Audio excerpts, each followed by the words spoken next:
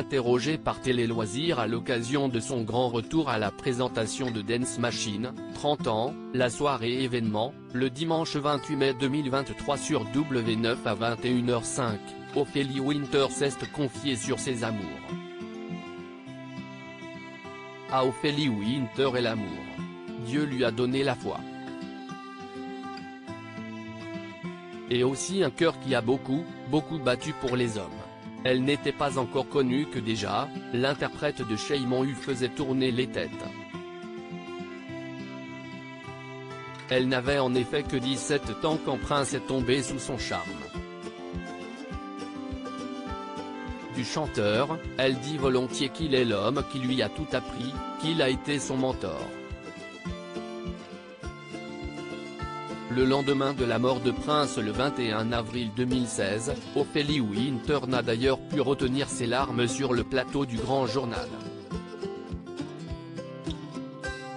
De MC Solar à Alain Chabat depuis cette première idylle, Ophélie Winter a vécu plusieurs relations plus ou moins sérieuses. Elle a notamment formé un couple très médiatisé avec le rappeur MC Solar, entre 1995 et 2000. Une relation exaltante, fusionnelle, mais aussi torturée, selon elle. Les disputes, les mensonges et les accès de colère les plus spectaculaires étaient pardonnés sous prétexte que je vivais avec un artiste. J'aurais fait n'importe quoi pour que notre couple, toujours en sursis, tienne un peu plus longtemps, a-t-elle raconté dans Résilience, Retour sur un destin hors du commun, son autobiographie, sortie en 2021. Peu de temps après sa rupture avec MC Solar, Ophélie Winter a rapidement retrouvé l'amour auprès d'Alain Chabat. Le réalisateur du cultissime Astérix et Obélix, Mission Cléopâtre et la chanteuse s'affichent régulièrement en couple sur les tapis rouges et travaillent même ensemble, car Ophélie Winter chante sur la bande originale du film RRRRRR, réalisé par son amoureux de l'époque. Hélas, leur relation prend fin au bout de 4 ans. Par la suite, la chanteuse, qui s'est récemment confiée sur l'échec de sa chirurgie réparatrice après son agression lors du terrible cambriolage dont elle a été victime, a vécu quelques histoires plus ou moins longues, mais sans jamais trouver l'homme de sa vie. Des rumeurs, encore des rumeurs. Si est-il peut-être pour cela que les médias n'ont parfois pas hésité à lui inventer de idylles. Ainsi, pendant le tournage du film Homme-Femme. Mode d'emploi, de Claude Lelouch, une rumeur lui a prêté une liaison avec Bernard Tapie, son partenaire à l'écran.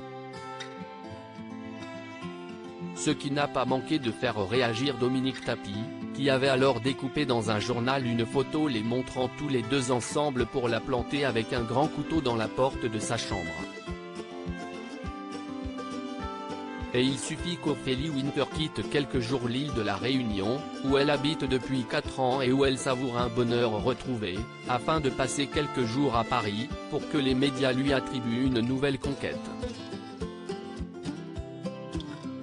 En effet, alors qu'elle était présente à la soirée d'inauguration du Palais des Glaces, le 13 mars 2023, Ophélie Winter a accepté de prendre la pause avec Michael Chetry, le nouveau directeur de la salle.